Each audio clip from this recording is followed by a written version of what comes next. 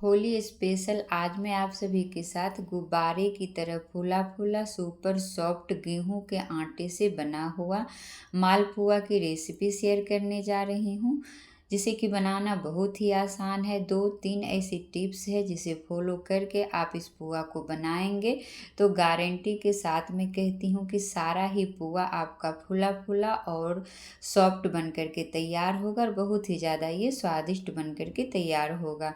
तो चलिए इसे हम बनाना शुरू करते हैं। तो इसे बनाने के लिए यहाँ पे लेना है गेहूं का आटा। तो यहाँ पे लेना है एक बड़ा सा बर्तन और मैं यहाँ पे ले ली हूँ 250 ग्राम गेहूं का आटा।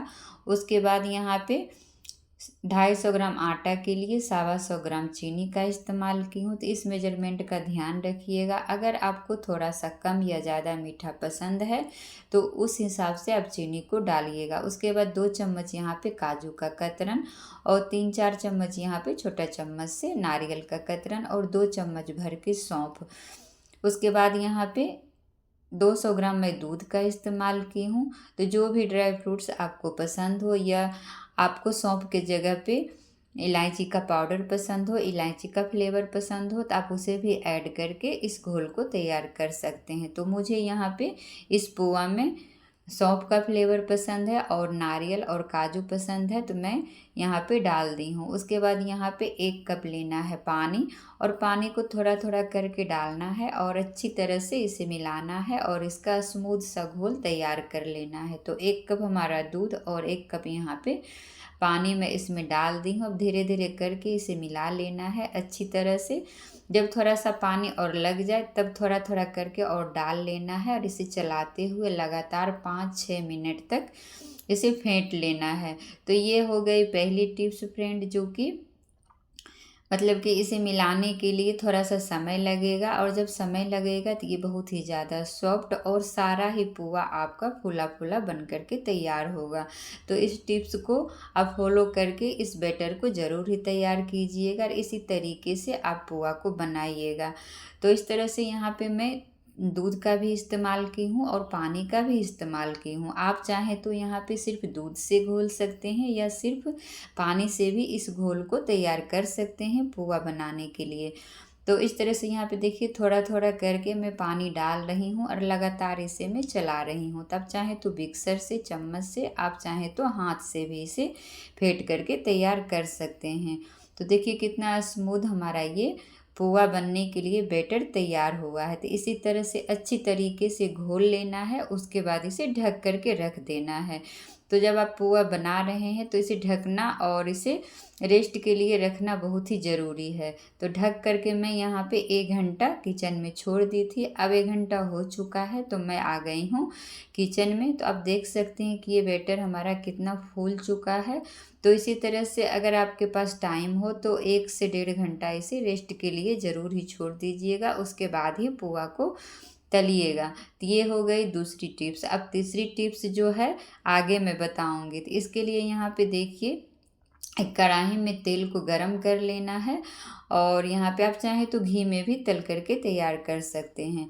तो यहाँ पे थोड़ा सा यहाँ पे डाल लेना है। उसके बाद चेक कर लेना है कि हमारा पोहा जो है वो चिपक तो नहीं रहा है कढ़ाई में। तो यहाँ पे मैं एक पोहा डाल करके देख ली हूँ, थोड़ा सा भी नहीं चिपका है, थोड़ा सा तले में लगा था लेकिन ये फिर ऊपर आ गया था। तो इस तरह से हमारा ये पोहा बन चुका है और दूसरा यहाँ पे डाल करके बनाना है। तो सारा ही पुआ आपका जो है बिल्कुल अच्छे तरीके से बन करके तैयार होगा। सारा ही पुआ आपका फूला फूला बन करके तैयार होगा। तो तेल को अच्छी तरह से गरम कर लीजिएगा, डाल लीजिएगा और फ्लेम को यहाँ पे एकदम से स्लो कर देना है, मीडियम टू स्लो। उसके बाद इसे पकने देना है। उसके बाद क्या करना है, ऊपर से तेल को छिड़कते जाना है। तो आप देख सकते हैं 2 पुआ हमारा बन करके तैयार हो चुका है और छोटा छोटा मैं बनाई थी। अब मैं यहाँ पे तीसरा थोड़ा सा बड़ा बनाई हूँ। तो इस तरह से जितना छोटा बड़ा आपको पसंद हो उस तरह से इस पुआ को बना सकते हैं। तो इस तरह से हमारा ये पुआ भी बन गया है। उसके बाद फिर से इस तरह से डालना है और पुआ को फुला लेना है और इसी तरह से बनाते जाना है। तो मीडियम टू लो फ्लेम पर इसे पकाइएगा। तेल को अच्छी तरह से गर्म करने के बाद ही बैटर को डालिएगा।